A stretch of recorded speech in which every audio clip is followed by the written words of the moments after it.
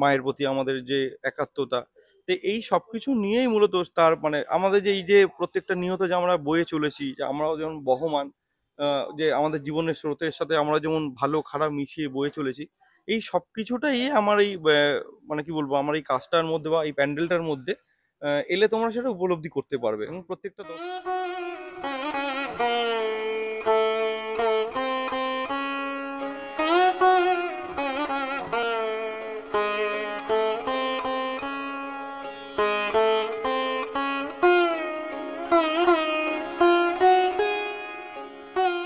নমস্কার, আমি সৌম্যজিৎ। পুজো দর্শনে আপনাদের সকলকে স্বাগত জানাই। আমার বিশ্বাস আপনারা সকলে সুস্থ আছেন।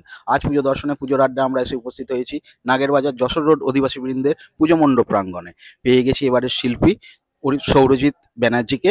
সৌরজিৎ দা, পুজো দর্শনে স্বাগত। তোমাকে অনেক ধন্যবাদ। এবছর তোমার হাত ধরে নাগেরবাজার যশোর রোড অধিবাসী বৃন্দ কি উপহার দিচ্ছে দর্শক? না দেখো, নাগেরবাজার যশোরের অধিবাসীবৃন্দ একটা, আমি বলতে পারবো আমাদের নর্থ কলকাতা বা এই নাগেরবাজার জোনের মধ্যে একটা নতুন পুজো। তো এটা তাদের ৭ম বর্ষ। তো আমার হাত ধরেই বলতে পারো যে থিম পুজোর একটা বড় স্কেলে করার একটা চিন্তা ভাবনা হয়েছে।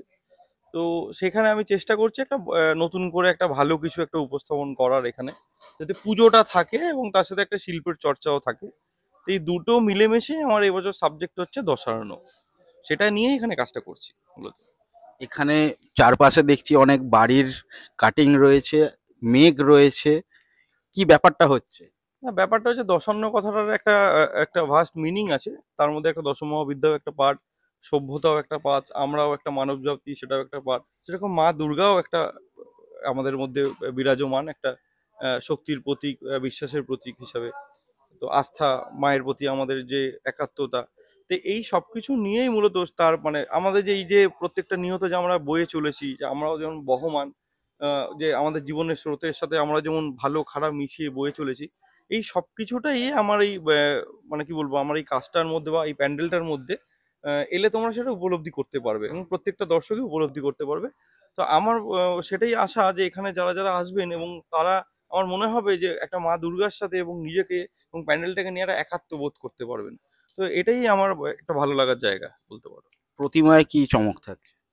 প্রতিমায় চমক থাকছে বলতে গেলে, দেখো প্রতিমা শিল্পী রিন্টু পাল একটা জুনিয়র আর্টিস্ট হিসেবে বলতে পারো যে সেইভাবে কাজও করেনি দুর্গা ঠাকুর। এবছর একটা বড় স্কেলে করছে। তো আমরাও আশাবাদী ও একটা ভালো কাজ করবে এবং সবাইকে একটু নতুন করে কিছু উপস্থাপনা দেবে। তো সেটা দুর্গা যখন একটা প্রকাশ্যে আসবে, আফটার অল দিনের শেষে দুর্গা পুজো, তো আমার মনে হয় সবার খুবই ভালো লাগবে।